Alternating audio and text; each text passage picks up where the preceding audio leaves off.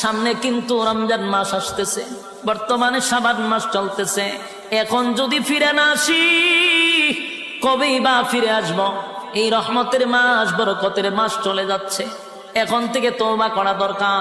আল্লাহ আপনার হুকুম যা লঙ্ঘন করছি, তাম জিন্দেগির গুনার বোঝা মাথায় লইয়া নজরুলের রহমতের সময় যদি চোখের পানি গুলো ছেড়ে দিয়া কান্দেন আর বলেন, মালিক জীবনের সব গুনার উপরে লজ্জিত, আল্লাহ এতদিন আপনার হুকুম পালন করি নাই, আল্লাহ শয়তানের ওয়াসওয়াসায় পড়ে করছি গো, আপনি মাফ করে দেন।